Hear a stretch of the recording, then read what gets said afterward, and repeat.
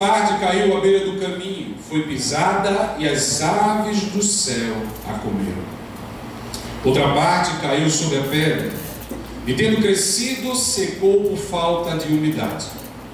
Outra caiu em meio aos espinhos, e os espinhos, ao crescerem com ela, a sufocaram. Outra, enfim, caiu em boa terra, cresceu e produziu a 100 por um. Dizendo isso, Jesus clamou. Vamos repetir agora comigo. Quem tem ouvidos para ouvir, ouça. Então os discípulos de Jesus lhe perguntaram o que significava esta parábola. Jesus respondeu: a vocês é dado conhecer os mistérios do reino de Deus, mas aos demais fala-se por parábolas, para que vendo não vejam e ouvindo não entendam. Este é o significado da parábola. A semente é a palavra de Deus. Os que estão à beira do caminho são os que ouviram.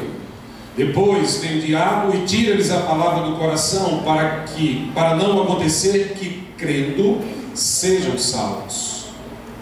Os que estão sobre a pedra são os que, ouvindo a palavra, recebem com alegria. Estes não têm raiz, creem apenas por algum tempo e na hora da provação se desviam. A parte que caiu entre espinhos, estes são os que ouviram e no decorrer dos dias foram sufocados com as preocupações. A gente tem mania de se sufocar com as preocupações, as riquezas e os prazeres dessa vida. Será que não é verdade? Os frutos não chegam ao estágio correto do amadurecimento. A parte que caiu na terra boa, aí esses são todos nós aqui, né? Aqui só tem terra fértil. Estes são os que, tendo ouvido de bom e reto coração, retêm a palavra e frutificam com perseverança. Coloca o banner aqui para mim. Olha aí, tema de nossa mensagem de hoje. Vamos ler comigo. 1, 2, 3. Uma só semente, boa, perfeita, única, imutável, poderosa. Queridos, nós estamos de frente a um dos textos que todo mundo aqui conhece. Afinal de contas, não dá para ser cristão sem conhecer a parábola do semeador. Sem dúvidas, uma das mais pregadas, uma das mais conhecidas. Está registrada nos 3 evangelhos sinóticos: Mateus, Lucas e Marcos. Em Marcos, Jesus chega a dizer para os discípulos assim: se não compreenderes esta parábola, como compreenderás as outras? É mesmo que ele dizendo assim, essa tem um grau de importância a mais. Afinal de contas, essa é uma das poucas parábolas que Jesus explica o seu significado. O texto vai nos dizer que uma grande multidão afluía para encontrar com Jesus, e viam pessoas de todas as cidades. Jesus era quase um popstar naquele tempo. Por onde Jesus passava, multidões o seguiam, algumas para ouvir, outras em busca de cura, de libertação, mas é certo dizer que por onde ele passava, multidões o seguiam. Nós, passados 2000 anos, ainda seguimos Jesus. Somos seguidores de Jesus, isso é fato. Multidões em todo o mundo continuam o seguindo. Contudo, Jesus nos chama para sermos mais do que seguidores, para sairmos do meio da multidão e sermos seus discípulos. Então cabe a nós uma pergunta: nós somos seguidores da multidão ou nós somos discípulos de Jesus? Quem somos nós nesse meio? O texto vai nos mostrar que Jesus falou para a multidão, mas explicou para os discípulos. Porque falar, ele pode falar para todo mundo, mas intimidade ele só tem com aquele que é seu filho. Eu e você somos filhos, servos, nós somos chamados para andar com Cristo. Eis que o semeador jogou a semente, única, imutável, poderosa. Só há uma semente, só há uma palavra. Toda a multidão recebeu, mas nem todos compreenderam. Assim tem sido desde o início da história da humanidade. Por isso Jesus arremata dizendo: quem tem ouvidos para ouvir, ouça. Aqueles que têm o coração aberto, os ouvidos estão preparados, disponíveis para a palavra de Deus. Essa é a congregação que está aqui. Os nossos ouvidos, os nossos corações estão preparados. Então, vamos entender o contexto dessa parábola. Jesus está frente a uma grande multidão de pessoas. A multidão era tão grande que diz o texto que Jesus precisa subir em um barco, se afastar um pouco. Ele está ali, à beira do mar da Galileia.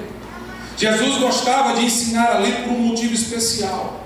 O lugar espaçoso, tranquilo, e as colinas de Golã que cercam a região do mar da Galileia formam um corredor de vento. Então, ao simples soar das palavras de Jesus, o Evangelho podia chegar a todas aquelas pessoas. Era meio que um amplificador natural para que a palavra pudesse chegar a todos. Jesus sabia aplicar bem a sua mensagem. Então ele traz à cena algo que seria entendido por todos os seus ouvintes. Afinal de contas, aquela era uma sociedade, em sua maioria, agrícola. Jesus havia passado por lugares, havia pregado, havia expulsado demônio, era cego, vendo, surdo, ouvindo, coxo se levantando. Mas Jesus havia entendido e ele estava explicando e aplicando para todos que essa mensagem que era proclamada não era entendida por todos. Então ele traz à luz essa cena. Ele chama a atenção com algo que todos ali facilmente entenderiam, e ele traz à luz a figura de um semeador. Eu penso que Jesus queria falar algo do seu coração para corações que estavam precisando receber aquela palavra de forma completa. Porque até hoje nós encontramos com pessoas que vão à igreja, mas parece que vão pela metade. Não vão dispostos a ouvir a palavra, elas apenas seguem a multidão. Jesus está abrindo o seu coração para corações, para que eles estejam dispostos a receber a única semente poderosa para frutificar a 100 por 1. A palavra de Jesus é tudo o que precisamos. Ela é eficaz, como diz o escritor da carta aos Hebreus, no capítulo 4, verso 12. Porque a palavra é mais eficaz e poderosa, mais cortante que qualquer espada de 2 gumes. Penetra até a divisão da alma e do espírito, de juntas e medulas, e é apta para discernir pensamentos e intenções do coração. O Dr. Billy Graham diz que a palavra de Deus é a bússola do cristão. A Bíblia nos diz que todas as coisas foram criadas pelo poder da palavra, e que Deus ainda sustenta todas as coisas pelo poder da sua palavra. Uma só é a semente, uma só é a palavra, que não pode ser mudada. Nós estamos vivendo num tempo de evangelho camuflado. As pessoas estão querendo mudar a palavra de Deus a todo custo. Tem esse tal de evangelho coach. Aí você chega por aí, o camarada prega para você e diz: você é o centro do coração de Deus. Aí você vai ao delírio. Tem outros que têm pregado uma teologia de prosperidade. Tudo tem que dar certo para você. Sua vida vai ser maravilhosa. Você dá aqui e recebe 10 vezes mais do Senhor. Temos um tempo ainda de teologia liberal. Estão querendo colocar todo tipo de ideologia nefasta dentro da palavra de Deus. Outras igrejas só pregam profecia. Esqueceu-se de pregar a palavra, e muitas dessas profetadas estão em desalinho com a palavra de Deus. Uma só é a semente. É a semente que pegou o pobre e rude Pedro e transformou num grande líder. É a semente que pegou Saulo, perseguidor de cristãos, e transformou em Paulo, o apóstolo de Cristo, escritor de 13 cartas do Novo Testamento. Essa é a palavra de Deus. Uma só é a semente, e ela continua sendo lançada. Eu sempre que eu olho para esse texto, eu penso na Santa Trindade, Pai, Filho e Espírito Santo. Porque o Senhor Jesus disse que tudo que Ele fala vem enviado do Pai. A palavra é a revelação de Deus. Então a gente pode pensar que a semente é Deus Pai, o semeador Deus Filho, e o solo, o Espírito Santo, porque é Ele quem convence o homem do pecado, é Ele quem prepara o terreno para que a gente possa viver uma vida santa e poderosa debaixo da graça e do poder de nosso Senhor Jesus Cristo. Então o semeador aqui descreve 4 tipos de solo, mas aqui só tem um: terra boa e fértil que produz a 30, 60 e a 100 por um. Contudo, a palavra precisa ser pregada, nós precisamos estar lançando. Jesus disse que o semeador saiu a semear. Você consegue ter uma visão do semeador? Imagine, a terra já está pronta, toda aradazinha. Vem o semeador com o seu saquinho de sementes aqui do lado, e ele começa a jogar as sementes. Umas vão cair à beira do caminho, outras podem encontrar rochas. Eu vou explicar isso já já. Porque quando o semeador semeava, arava a terra, geralmente ela era arada 20 centímetros, mas às vezes tinha calcário, pedras abaixo. Então a semente não conseguia germinar, havia pouco espaço para isso, ela não conseguia criar raízes. E a maior desgraça do semeador era quando naquele terreno haviam ervas daninhas. Mas o semeador continua a semear uma só semente, porque uma só é a palavra. Ela é viva, ela é eficaz, ela é imutável. E olha, gente, ela é poderosa. Aqueles que recebem a palavra de Deus encontram poder sobre a sua vida. Nós somos o povo mais poderoso do mundo. Tem muita gente que diz assim: o exército dos Estados Unidos. Não. Porque se você crer e orar, Deus é poderoso o suficiente para tapar qualquer tanto de guerra daquele dali. Agora você precisa crer, porque a palavra me diz que se eu orar com fé, eu só posso dizer para um monte: sai desse lugar para o outro, ele vai. A gente aqui tem uma fé pequenininha desse tamanho. Vamos crendo da forma errada, vamos buscando uma fé em coisas erradas. Tem gente crendo em todo tipo de coisa, vivendo uma fé que está em completo desalinho com a palavra de Deus. Uma só é a semente, ele jogou, e algumas caíram à beira do caminho. Quando a gente retrata o coração, a gente pode chamar esse coração de um coração insensível. Falta sensibilidade. A semente foi lançada, caiu à beira do caminho, foi pisada, porque era por ali que as pessoas andavam, nas trilhas que separavam o campo. E aqui o Senhor Jesus está fazendo comparação com aqueles que ouvem a palavra e não entendem, muitas vezes por desinteresse, por falta de compaixão, por falta de amor. Assim como a palavra, assim como a semente que cai à beira do caminho não tem possibilidade de germinar, assim também é a palavra que cai à beira dos nossos corações. Onde está caindo a palavra na sua vida? São aqueles que estão ouvindo a palavra apenas porque estão seguindo a multidão, porque é pop postar uma fotozinha na igreja, é legal.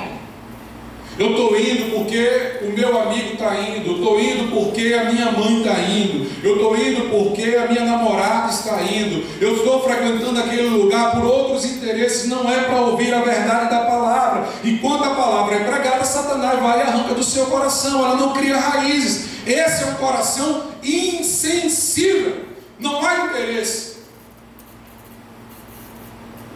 está por estar.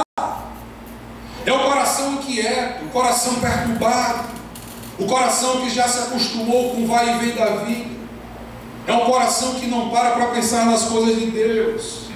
É aquela pessoa que já está andando no automático, do jeito que vier está bom. Eu não estou preocupado com nada, eu fico na minha, vivendo ao sabor das circunstâncias, agarrado aos meus hábitos, aos meus desejos, às minhas vontades, aos meus prazeres, e acabou. Eu vou no domingo, cumpro o rito e vou para casa.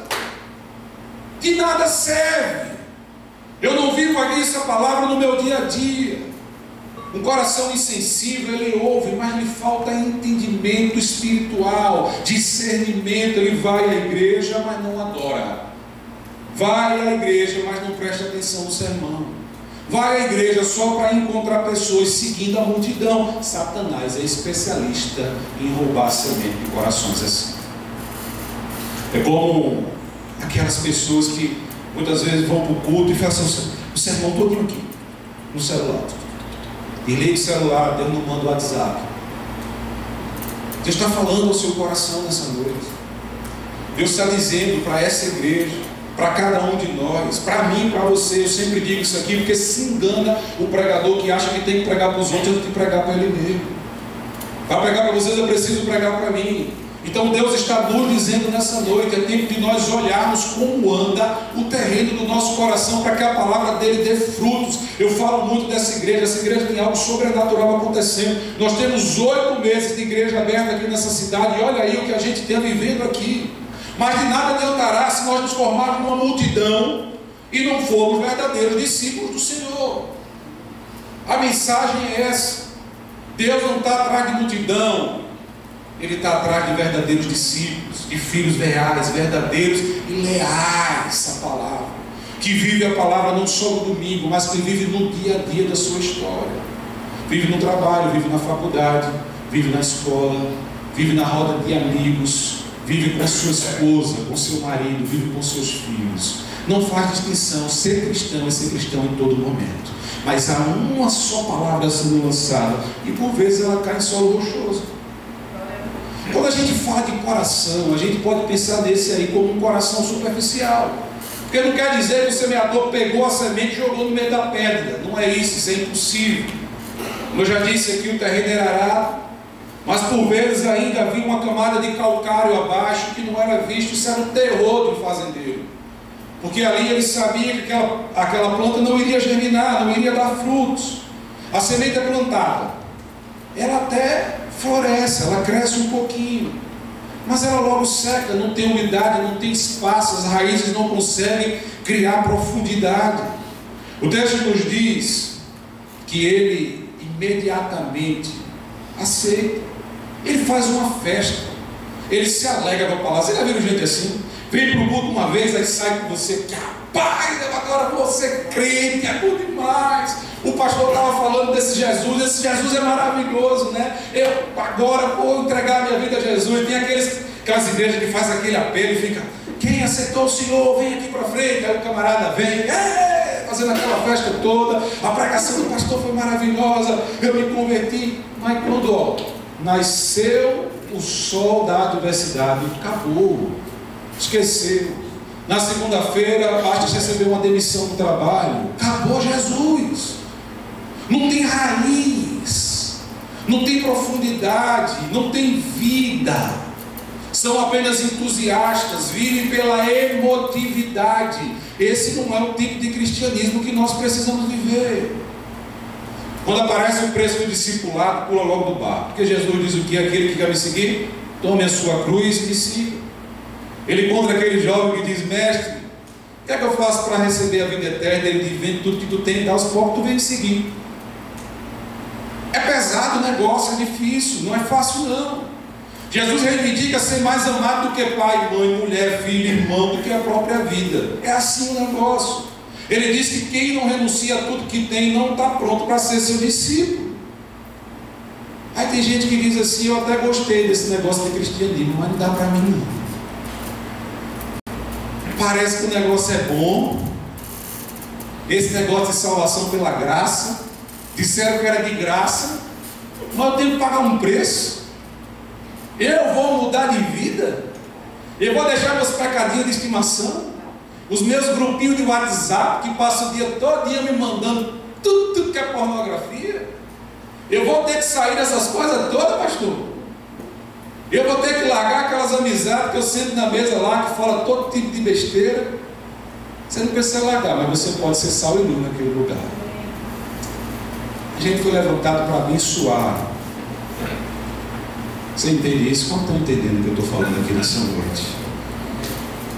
Tem gente que vive assim, um cristianismo raso, não consegue nunca subir o nível, fica ali, acabou, morreu ali, não sai do lugar, fica os cristãos chuchu, passa 20 anos na igreja, não sai do canto, não tem raiz, não se fia, porque sua fé é simples, fraca, pobre, temporária. Sua resposta ao evangelho foi externa, não foi interna. Sua base era falsa. Tem aqueles que carregam peso sobre as costas, porque levaram muita pedrada da vida. Aí passa a vida assim. Já levei todo tipo de pancada, a vida nunca foi leal comigo. Começou desde que eu era pequeno na minha casa, nunca foi fácil. Tem gente que vem conversar comigo e diz assim: pastor, o senhor fala essas coisas porque você não sabe o que eu vivi. Aí tem gente que vai pegando essas pedras, eu estou aqui para jogar na cabeça dos outros. É um povo carrancudo, parece que criou uma capa. A graça bate na porta, ele fica aí fora, não pode entrar não. E quando passa é só com grosseria. Pegou essas pedras para fazer uma muralha, quando a gente precisa construir ponte. Solte as pedras, não construa muralha. Deus te chama para construir pontes, para a graça dele. Como disse Antoine Saint-Exupéry, o escritor do Pequeno Príncipe, só se vê bem com o coração, porque o essencial é invisível aos olhos. A gente precisa olhar verdadeiramente como está esse terreno aqui, deixar de lado o que já passou, deixar de lado as coisas que nos prendem, que nos fazem viver um cristianismo raso, superficial, quando nós podemos sempre mais, sempre mais, sempre mais, sempre mais. Porque a gente faz tanto pelo mundo, faz tanto pelo nosso trabalho, faz tanto pelas pessoas, mas faz tão pouco pelas coisas de Cristo. E tudo que a gente faz, muitas vezes a gente ainda olha e diz assim: eu estou fazendo é muito, Deus não precisa não. Mas as obras são sinais da fé que nós carregamos no nosso coração. Nós precisamos assim andar, queridos. A semente está sendo pregada, ela está sendo lançada todo o tempo. E muitas vezes ela não brota da forma correta, porque o nosso coração está estancado, está parado. Aí tem aquelas que são lançadas e caem em terreno infestado por espinhos, ou por ervas daninhas. Esse é o coração que a gente chama de um coração ocupado. Elas não conseguirão amadurecer porque tem concorrência. A palavra chega, mas as coisas do mundo são maiores. A pessoa só foca no trabalho, só foca no ter, não mais no ser. Vive no meio dessa concorrência louca. Nunca houve uma geração tão competitiva feito a nossa. O povo está competindo por tudo. Você tem que ser melhor do que o seu irmão a todo momento. E as pessoas vão deixando de lado as coisas de Deus para viver uma competitividade desleal, desnecessária, em redes sociais. É o que se vive nessa geração. A semente cresce, mas no meio dos espinhos ela é sufocada. O terreno é concorrido, o terreno é disputado, o terreno é ocupado. Um coração ocupado ouve a palavra de Deus, mas sua atenção está lá, está em outras coisas. O espinheiro sempre que disputa terreno com alguma planta que está florescendo, geralmente ele ganha. Geralmente ele ganha. Porque ele fere, ele machuca, ele causa dor. Um coração ocupado, ele está sempre em concorrência, olhando para as coisas desse mundo. Ele ouve, mas a palavra não prospera, porque ela é sufocada pelos prazeres. A glória do mundo se torna mais atrativa, se torna mais fascinante, se torna mais viva aos seus olhos. Eu me lembro da história de Abraão e Ló, quando os seus pastores estão brigando ali por terreno, porque o terreno agora não conseguia mais sustentar os pastores de Abraão e de Ló, e seu sobrinho se esquece que foi o tio que colocou ele nessa vida empresarial. Começa então a brigar, e Abraão, que já era experimentado na palavra de Deus, diz: meu filho, fica tranquilo, olha aí para onde tu quiser. Se tu quiser ir para a direita, eu vou para a esquerda. Se tu for para a esquerda, eu vou para a direita. Aí o que Abraão olhou, viu as campinas do Jordão e disse: é para lá que eu vou. Havia verde, havia água, havia sombra. Abraão olhou para o outro lado, só tinha pedra, destruição, morte. Ló foi terminar onde? Nas terras de Sodoma e Gomorra, na terra do pecado. Ele foi pelo que via, não viu pela fé. Abraão ficou sentado, veio Deus e disse: ei, levanta, olha aí para o Oriente, para o Ocidente, para onde tu olhar. Aqui vai ser tudo terra de tua possessão, inclusive aquela que teu sobrinho foi lá, olhando pelo desejo da carne, pelos olhares. Eu tenho coisa melhor para aqueles que creem em mim. Eu não sei o que é que você está olhando, eu não sei o que é que está chamando sua atenção, mas eu quero te dizer nessa noite que Deus tem algo melhor para você.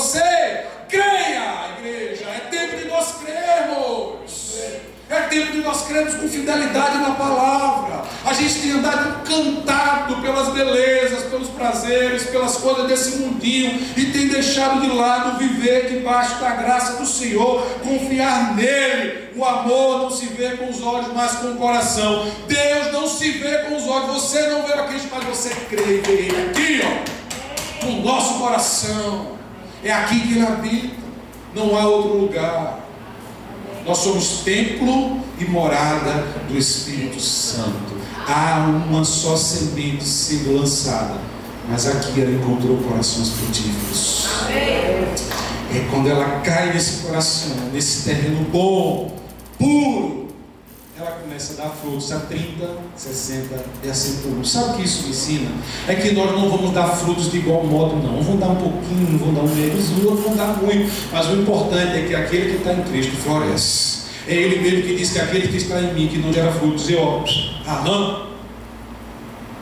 Nós precisamos andar com Ele, queridos. A semente que cai em solos férteis, ela cresce, ela floresce. Ela é vida, ela é sal, ela é luz. Onde ela chega, ela chama a atenção para si. Ela é abençoadora. O solo estava preparado e aqui não havia mais concorrentes. Aqui não havia rocha. Aqui a semente não estava à beira do caminho. Aqui havia um solo fértil. A semente encontrou acolhida. A semente encontrou espaço para crescer e frutificar. Espaço no seu coração para Jesus de Nazaré. Com certeza. Aleluia. Um coração frutífero, ele retém a palavra, ele vive a palavra, ele ama a palavra. A palavra é tudo, porque a palavra tem poder. A minha vida e a sua vida é sustentada pelo poder da palavra de Deus. Todas as coisas estão debaixo do poder da palavra de Deus. Ela é tudo que eu e você precisamos para viver. Nós não precisamos de mais nada, porque todas as coisas nos são acrescentadas. Nós não precisamos estar temerosos ou ansiosos pelo que havemos de comer ou de vestir, mas nós precisamos estar em alinho com a palavra de Deus. Isso a palavra de Deus nos manda fazer. Não há outro caminho. O coração frutífero ele vai produzir porque ele tem perseverança. Ele sabe que vão existir dias difíceis. Ele sabe que vão existir os dias maus. Ele sabe que vai existir o dia do luto. Ele sabe que vai existir o dia do lado médico, que nos tira a paz, que nos rouba a alegria. Ele sabe que nem todos os dias o sol vai brilhar da mesma forma, mas ele persevera. Ele sabe quem é o semeador e ele conhece a palavra que está brotando no seu coração. Ele se prepara para dar frutos, porque ele sabe que os frutos que dele saem são frutos de vida eterna. Há perseverança em seu coração. Será? Porque tantas vezes a gente meio que desiste, né?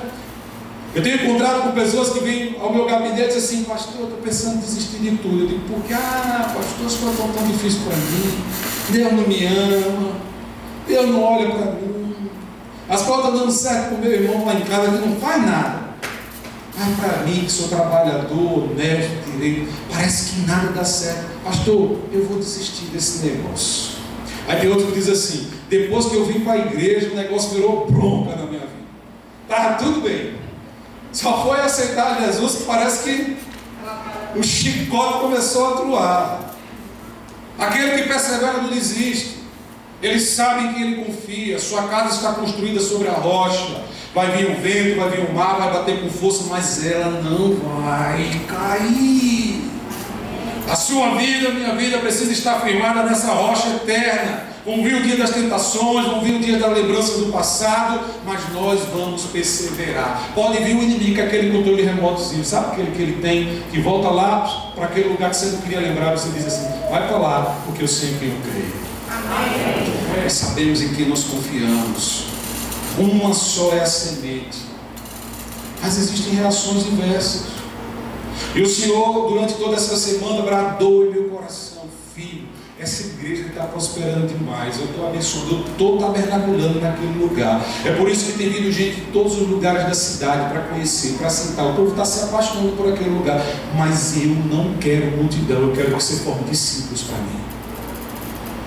Esse é o nosso maior desafio quanto igreja. Sermos uma igreja discipulada e discipuladora. Uma igreja que sai pela cidade abençoando em todos os lugares. Uma igreja que não tem medo de nada, não tem do que ter medo, porque ela sabe quem está com ela, ela é valente. Uma igreja onde todos os cristãos estão, como nós pregamos na semana passada, cobertos de toda a armadura de Deus. Não é de pedaço dela, é completo, é toda a armadura de Deus. O Arsene Wiesberg, ele diz que cada um dos 3 corações infrutíferos é influenciado por um inimigo diferente. Ele diz que no coração insensível, Satanás é aquele que rouba mesmo a semente. Ele sabe o caminho, está fácil para ele, ele vai lá, ó, e pega. No coração superficial, são os enganos da carne, aquele falso sentimento religioso que impede o crescimento. E no coração ocupado, as coisas do mundo que impedem a semente de frutificar.